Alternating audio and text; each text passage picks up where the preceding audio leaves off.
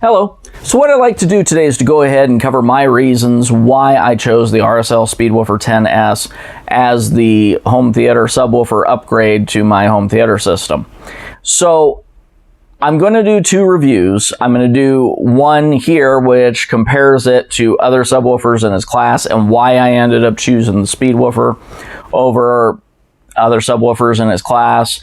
And then I'll be doing another one which is just going to be strictly a kind of overview and review of the RSL Speedwoofer 10s, my personal observations, what I like, what I don't like, and that sort of thing. That'll be coming later. I want to spend a little more time breaking in the Speedwoofer and just seeing what its capabilities are before I go ahead and do the overview and just play with it a little bit more. So anyways, subwoofers that I considered along with the RSL Speedwoofer 10s. I considered the SVS PB1000. I considered the Monoprice Monolith 10-inch. I considered the Rhythmic 12-inch $600 subwoofer. You'll have to forgive me, the model escapes me at the moment. As well as the Sioux Research VTF2 Mark V. So all of these subwoofers were ones that I looked at and considered. I researched them pretty extensively. Looked into, actual side-by-side tests that were done on these things, people's personal observations on them. Now, obviously, I chose the RSL Speedwoofer 10s. Three of them I ruled out fairly quickly from that list, and those were the SVS PB1000, the Monoprice Monolith 10-inch, as well as the Rhythmic 12-inch $600 subwoofer. The reason that I did so was for the following reasons. On the SVS PB1000, it offered, by all accounts, more deep bass, but did so at the expense of the RSL Speedwoofer's 10s performance in the mid-bass range. And although I know a lot of people are just like, oh, it's all about the deep bass for home theater, and to an extent that's true, but to me, I'm looking... I don't mind making compromises when I'm saving a significant amount of money as long as it's performing well for what I'm paying for it. But it just seemed to me that the SVS PB1000, by the time you factor in the additional $100 price tag over the RSL Speedwoofer 10s, in addition to that, you generally, in most states, are going to pay sales tax on it. You're putting it within about $100 or so of the Sioux Research VTF2 Mark V, which is kind of the gold standard unless you're talking do it yourself, and in that price range and class. And so it was just one of those things where it's like, well, if I'm going to up it to, $530 with tax or whatever, then why not spend $642 and just have a no compromise subwoofer that is a beast by all accounts. So I went ahead and eliminated that one from my list for that reason, was just because I felt like it was just too much money for still having to compromise. Monoprice Monolith 10-inch, same thing. In addition to that, I also was a little bit concerned. The Monoprice amps do have some quality control issues. Not big, but I saw a lot more complaints on them as far as premature amp failure than I saw on any of the other subs that I mentioned on my list. The Rhythmic I ruled out because there were several people who own them who had complaints of unwanted resonance issues with the port. Just things on that particular model. It's funny because when you get into like their $800 and up models, that issue seems to disappear. It's just, so I don't know if it's a design issue or whatever, but there were a lot of concerns with that. The other issue was the fact that the Rhythmic, once again, you're talking about being within $40 of the price tag of a Sioux Research VTF2 Mark V. So you can see where I'm going with this, which is that pretty quickly I narrowed it down to the Sioux Research VTF2 Mark V, and I narrowed it down to the RSL Speedwoofer 10s.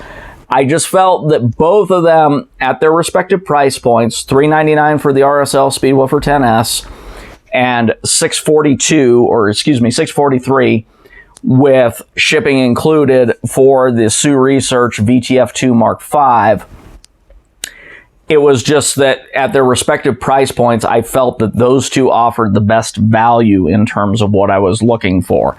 I could either compromise the deep bass range and get a more compact footprint in a fairly significant knockoff of price there, because you're going, there's a difference there of $244 between the RSL Speedwoofer 10s and the Sioux Research VTF2 Mark V. So what ended up happening was I was really on the fence. I almost ended up going with the Sioux Research VTF2 Mark V.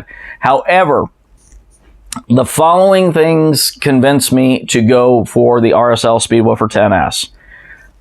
Compact footprint. The VTF2 Mark V Sioux Research subwoofer, it's just a big bulky beast. It's much larger. It would stick out a lot further from my furniture, which is a concern for me because I have little kids, one of which has already had an issue running into my old Dayton Audio subwoofer, and it didn't end well for him, poor kid.